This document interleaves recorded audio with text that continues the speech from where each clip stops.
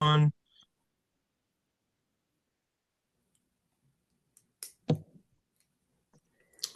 Hey everybody, Merry Christmas. Welcome to Ringside Rumble with Steiny and Beach. Steiny, Merry Merry Christmas. Christmas, Beach. Good to see you. Yeah, you too. Um, Hope everything is good in the Steiny world. Good enough. What's Good, good what's what's enough. going what's going on for Christmas?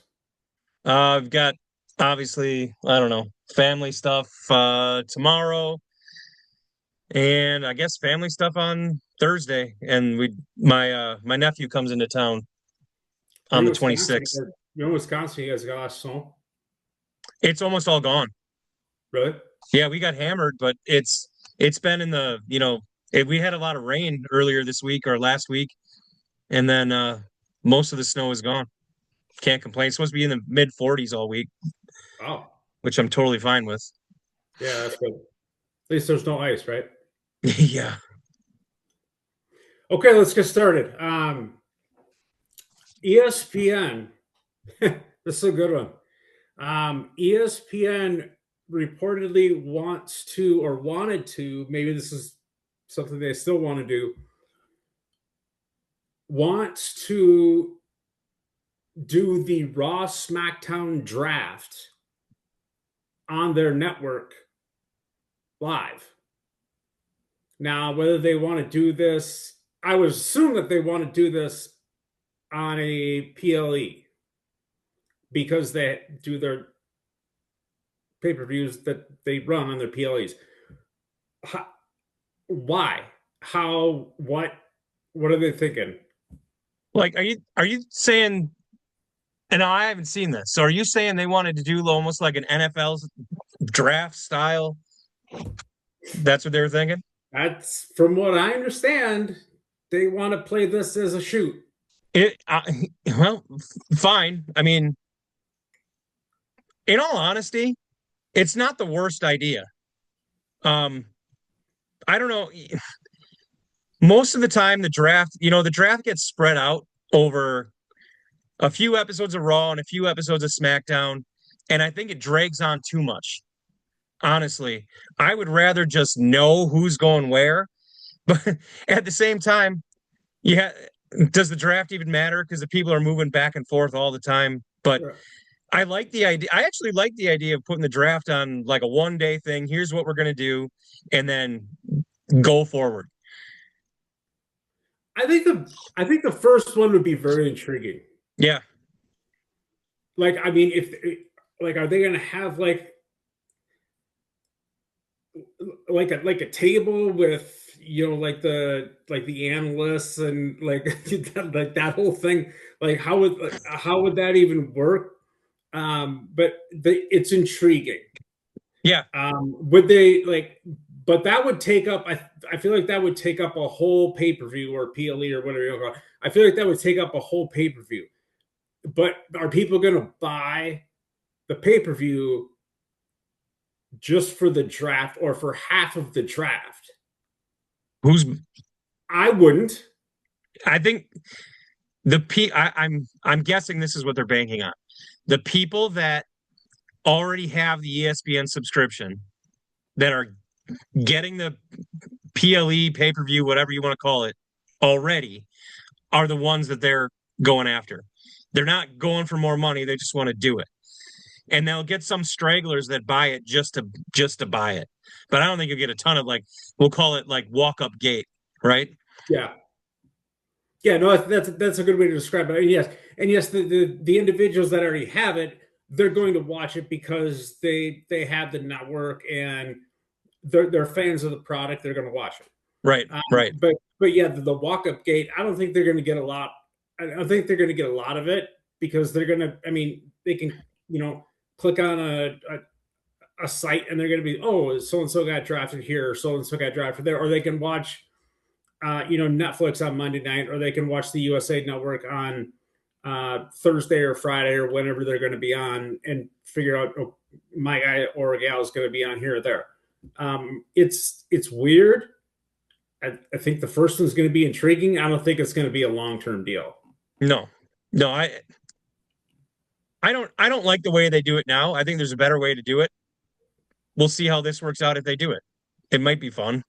I also don't think it's an hours long process. I don't know how you take up the No. time doing that. You can't do it like the NFL draft where you have 10 minutes Yeah. between picks because ain't enough Yeah. filler for that. What are they going to do? Here's Paul Levesque with in the second round with the 33rd pick. Yep. Joe Bag of Donuts. Yeah, Mm-hmm. I don't think that's. I don't think No, that's. there just isn't enough time. Make it an hour, hour and a half. You probably get away with that, but Yeah. I don't know. It might be fun. We'll see. We'll see if anything comes of it.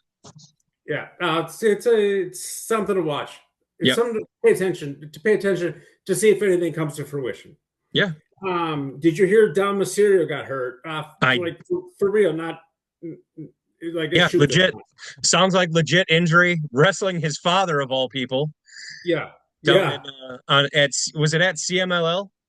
Triple A. Yeah. Triple A. Oh yeah. Triple A. Yep. Yeah. Yeah, he was tagging with Americano against Ray Phoenix and like you said, against his dad. Shoulder injury doesn't sound like it's too bad, but it's a good thing that it happened this time of year because they get a little bit of a break because of the holidays.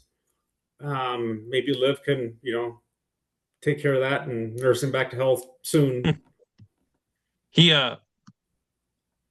there isn't actually, there's a break from TV and I guess they can keep him off the road and no one will really, I guess they'll just have to deal with it. But they do have live events like I was reading today, like the day after Christmas all week. Oh, did they really? Yeah. Okay, I didn't see anything about that. Yeah. So But with the Judgment Day, they can work around that. I mean, they can still throw him out there. Yep. To be seen. He doesn't have to work. He can still be seen. As long as he doesn't have to, be Physical. physical. Right. He is right. Hopefully it's nothing bad. Hopefully he can get back to work fairly soon. But with Liv coming back is bad timing. Agreed. Yeah. So the end of the year awards came out. Or no, let's hold off on that for a second. So John Cena retired. What? I don't know if you heard about that. No, that's news. Interesting. So something I wanted to talk about. You and I have talked about this a number of times. With his whole year process, do you think that this sets up a precedent for the guys ending their careers, like big name guys ending their career? Like we're talking like Lesnar, Orton. AJ has even come out and said that this next year that he's done. Has John Boy almost set this up as a ruin for these guys that you're not going to get what I got? Or has he come out and set a precedent that, hey, maybe you could get a part of what I got and make a little extra dough? Or how do you think this could play out to bigger names moving forward in 2026 and moving forward? I don't think that there's anybody on the roster now that warrants that kind of farewell tour. John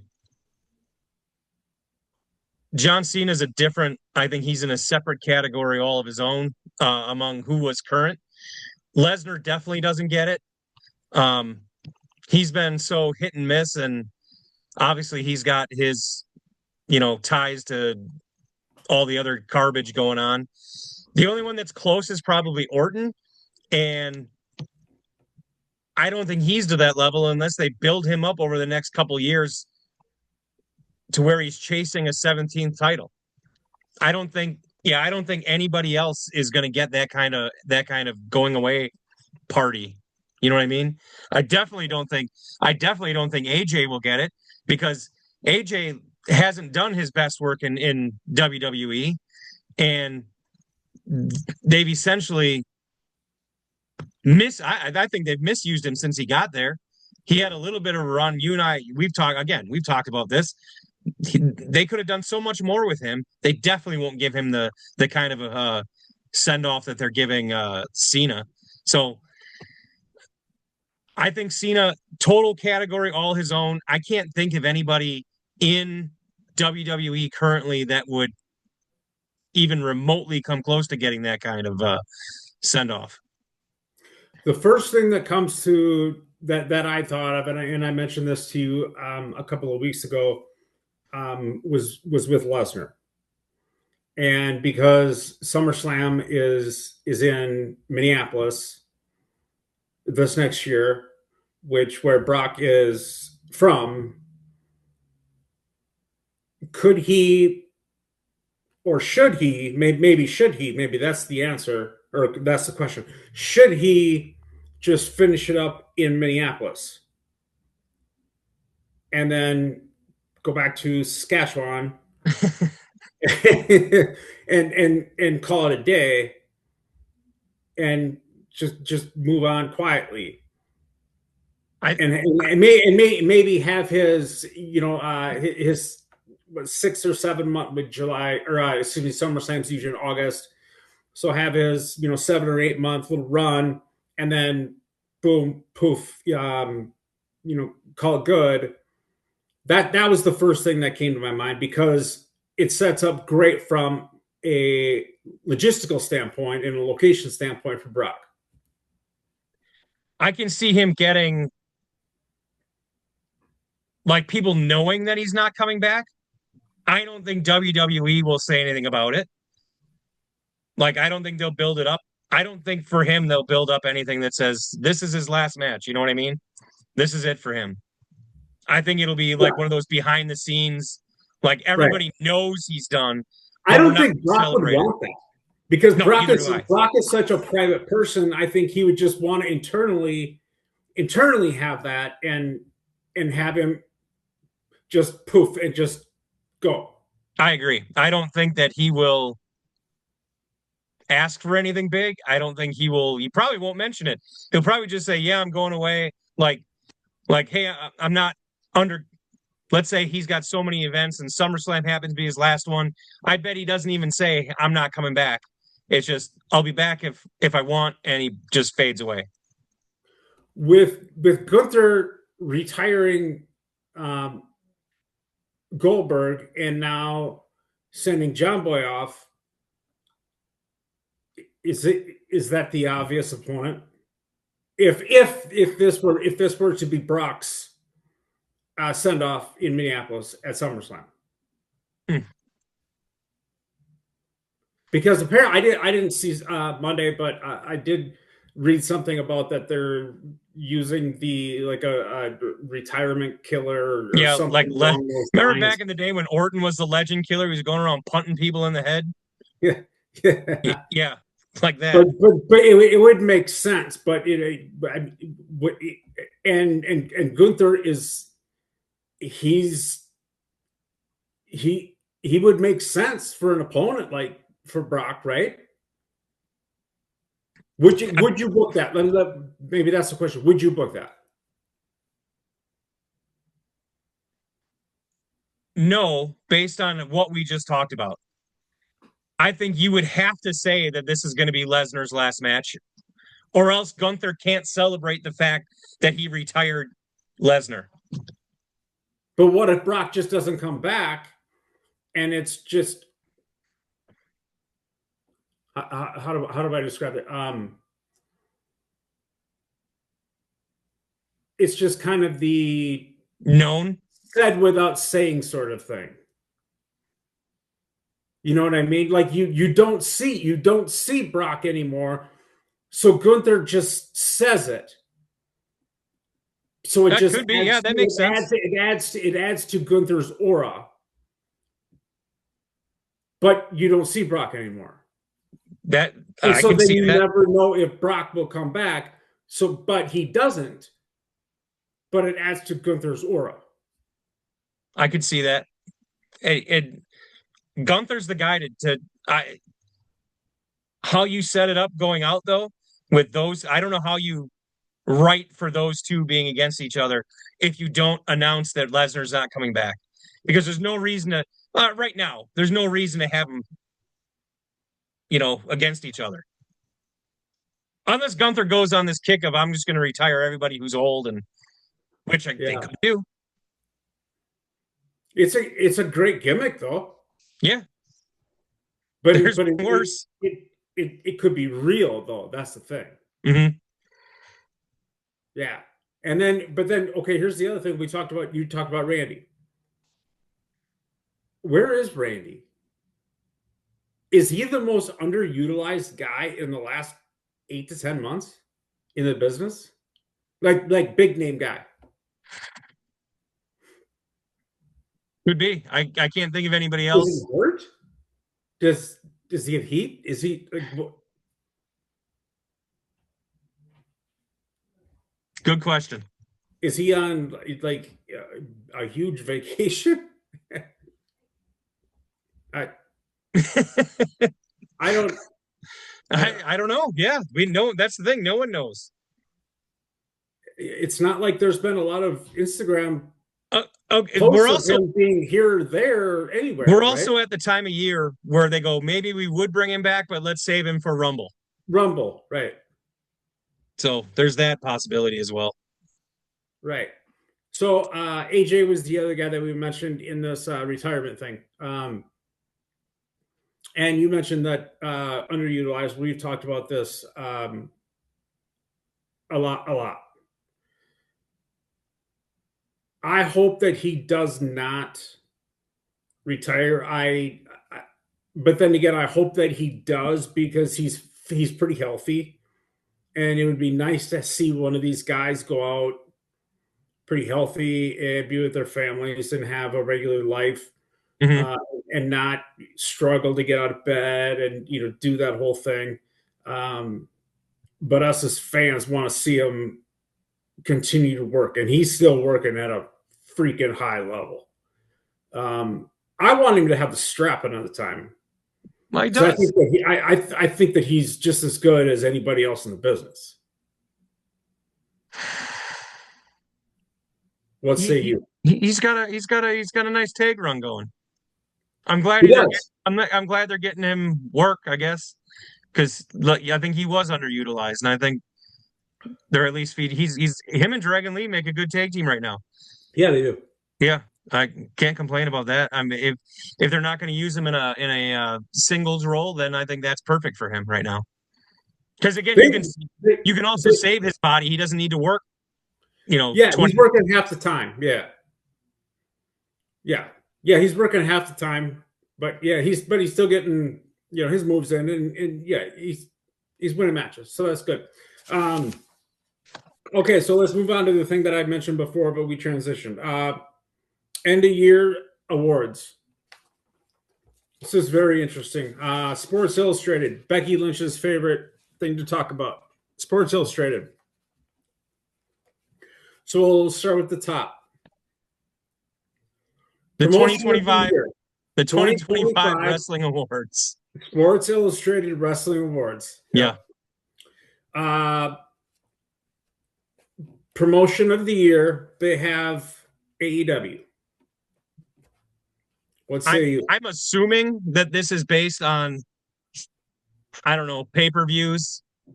Because if you're talking about money and draw, there's no chance in hell AEW did more than WWE. Right. AEW in 2025, AEW transitioned their shows, their weekly shows, into much smaller venues. Yeah. So there's no way this is money related. This is purely we like their pay-per-views and stories better. And I think it's pretty obvious once you get into all these awards how they feel about AEW. I don't know how the promotion of the year. I don't know what the semantics of it are. Okay, let's just move on to the next category. Female wrestler of the year, Mercedes Moné. I have expressed You're not a huge Mercedes guy. Not like her. She's fine in the ring. She's average at best on the mic. She is like I just don't don't like her. I don't. She's not there's no way to me. There's absolutely no way to me that she had a better year than Toni Storm. No way. Toni Storm is uh the champion off and on during the year. She carried that women's division. Mercedes Moné, yes, she went and did the whole belt collector thing in a bunch of promotions that, quite honestly, very few people watch. Right? I don't care even know about if you those. can watch a lot of those. Right, and I don't care about those belts.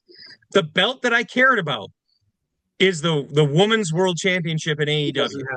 She doesn't have it. She had a chance at it and lost twice. Toni Storm is better than Mercedes Moné. Had a better year than Mercedes Moné. The best match, maybe the best match I saw all year, was Toni Storm and Mariah May. That feud this year, which might, as we'll get into it, might be my top feud of the year.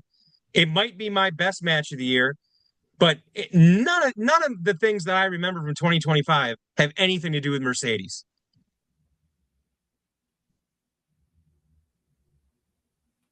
I don't know. What do you think? I don't have anything to say after that. Okay, male wrestler of the year, Hangman Page. I mean, I like Hangman. I can't. That's fine. I think maybe Cody. I think Will Ospreay was on his way until he got hurt. I can't argue with Hangman though. He does such good work. I'm not going to complain about that. Gunther. Oh, sure. Yeah, that's not a bad one either. But I can remember he was out for a long time too. But he was. But I still take Gunther. And it's not because he retired John Boy. I still take it. I still say it's Gunther. He lost at WrestleMania, but he carried so many guys in the matches that he worked in.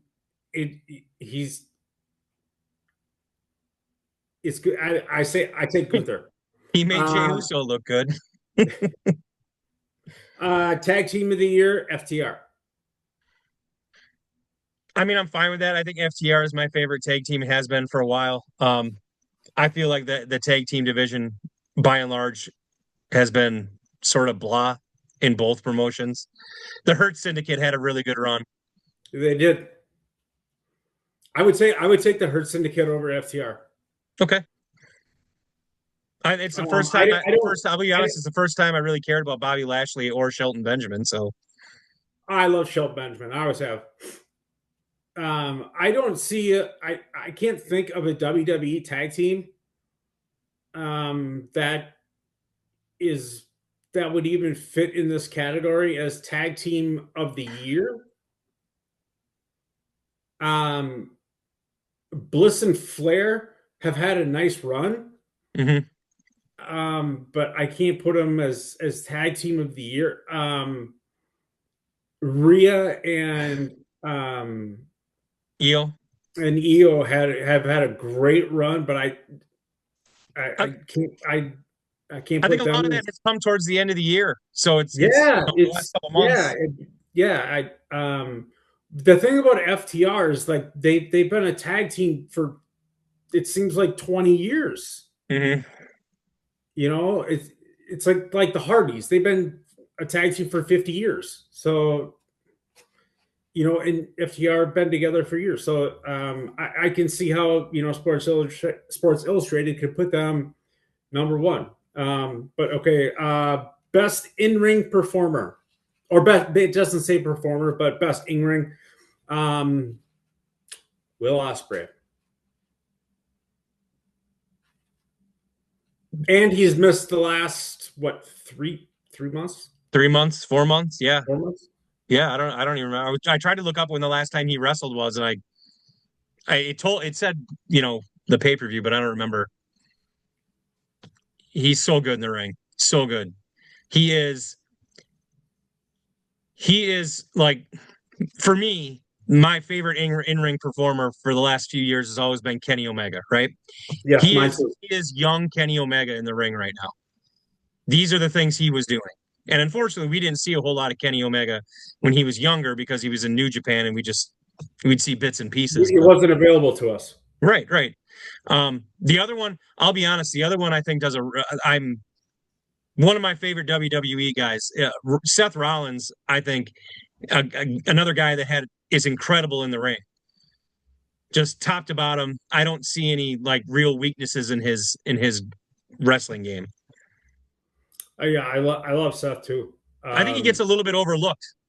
I do too. I do too. I don't know why. I don't know why. Because maybe he's just so smooth, and he does. Maybe it's because he he doesn't have all of the flash that Osprey does. You know, Osprey will do, you know, triple flips and backflip, you know, blah blah blah, and then super kick some guy. Where you know Seth will just go, you know, stomp your face in the ground, and then you know go mess with the crowd, and then come back in and pedigree you, and then you know make a pin and win the championship. You know, the Falcon Arrow that it just there's more to in ring performing than doing a lot of flips. But Osprey knows all that too, and that's there. I don't know. It's but yeah, Seth is one of my guys too. I'm so it was very unfortunate that Seth got hurt when he did, because there was a lot of things that could have happened. Yep. With this new faction, and I honestly think the faction sucks right now. But it does. But we're getting off tilt. But Osprey, you're good with that? Yeah. Best on the mic, the timeless one. She's fantastic. It's hard to say no. Yeah, the only other like person that came to mind is Paul Heyman. Yep, I was just gonna say it. Yeah. Yeah, so he's very, very good. I think obviously MJF, but he missed a lot of time again this year, doing other things. Most of the really good mic work is being done in AEW. Yes, I agree. The breakout wrestler of the year, I don't know how you could argue against this. It's Kyle Fletcher. I came up with one name in the short time I had to review this. I think 2025 was like the christening of Dominic Mysterio. Shit. I think from okay, so Kyle Fletcher in ring is amazing, right? Outside of the ring, he's just a guy. To me, he's just a guy. That's why he's with Don Callis, right? He's just a guy. Dom may not be as good in the ring, but he's perfect for what he's supposed to be in the ring. You could put these in two different categories. You could put breakout wrestler of the year, and you could put breakout performer of the year. Sure. Fletcher gets wrestler, and Dom gets performer. And when it comes to performer, there's no second. No, yeah. As far as breakout goes, no. He's been good for the last couple of years. I think he's really, really stepped up and took off here. Yeah. But yeah, for wrestler, Kyle Fletcher. And not to say that Dom hasn't broke out as a wrestler. You can't say that he's not, because he has a lot. So much better than he ever was. Yeah. And he's a perfect heel, like shit-eating heel. Oops. But you know what I mean. Yep. And when he finally makes that baby face turn, it's going to be Rock-like. It's going to be Rock-like. I mean, he already is to the almost Rock-like. he's going to be amazing. But yeah, breakout wrestler of the year, Kyle Fletcher, hands down. Storyline of the year, Hanger man, Adam Page, the redemption arc. That's the way they wrote it. Mhm. I would assume is almost getting rid of the Magnum TA, and then kind of coming back to his own and getting back to the top of the mountain and regaining the title, pulling it out of that briefcase that Mox had it in, and kind of doing away with the with Mox's boys, just even if it was for a second. But Mhm. It's fine. the redemption arc is the way they put it. I don't know if I agree with that. I don't know if I disagree with that. It's a weird way that they the way it presented it. I don't know if I agree with that at all. Is there another like long-term storyline that you can remember this year that you went, well, that was pretty good? I'm trying, other than the I Cena, don't know. that this is the year of the Cena turn, which was garbage. So, Terrible. and what else was going on in WWE? You had the Vision, which with Rollins was okay, but it really went off a cliff.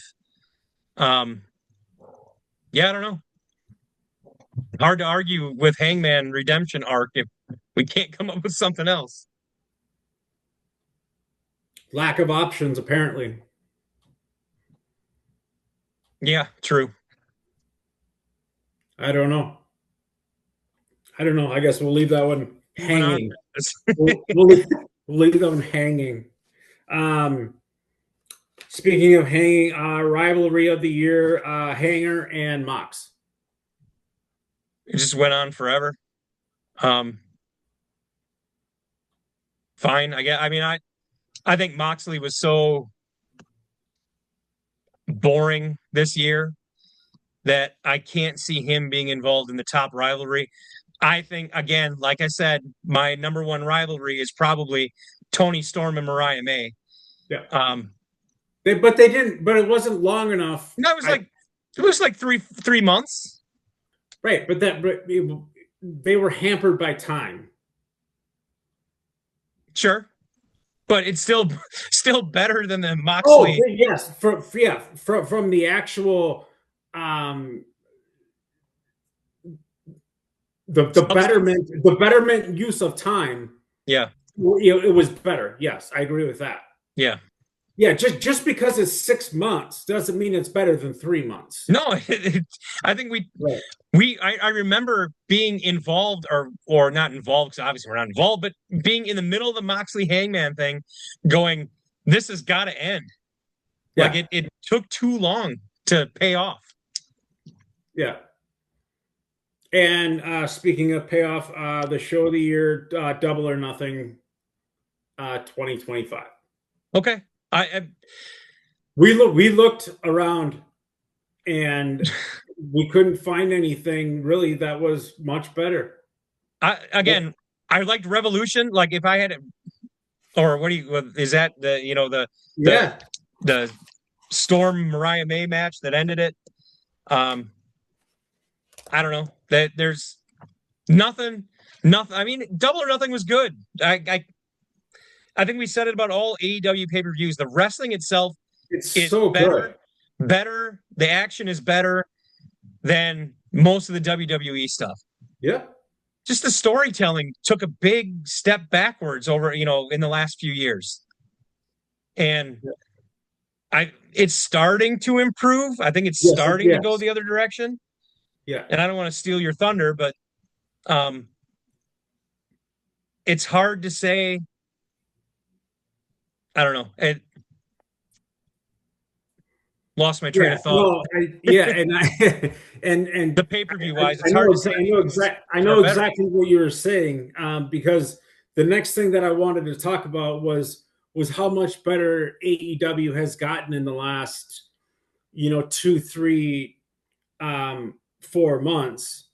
And I think that the biggest thing that starts with is with the Elite and with the guy that we've been talking about here for the last 3, 4, 5 minutes is with Hanger included in the Elite.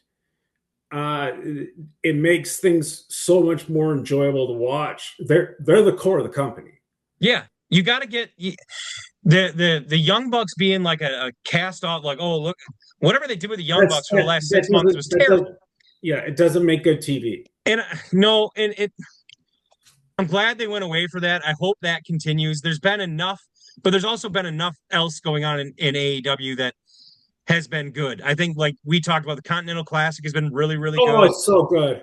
It's so good. Fantastic wrestling. The fact that Darby Allin is hurt and not participating, that's fantastic. I don't For you. for me. Yeah. It's a little dark, but even I'll say this, even the women's tag team tournament, I thought Oh went my really, gosh. really well.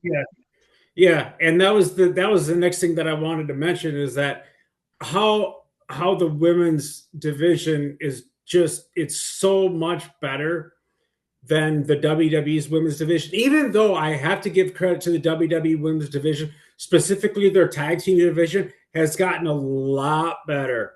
They put in a lot of focus on those tag straps with Asuka and Kairi Sane it's a depth Bliss it's a depth problem. And yeah, they've added depth to it.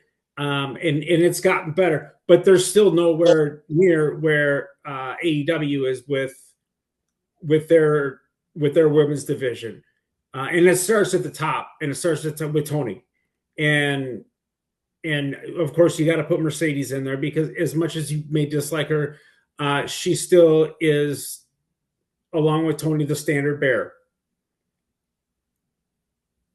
Yep, I would agree. And you can't disregard that. That's just the way it is. Yep.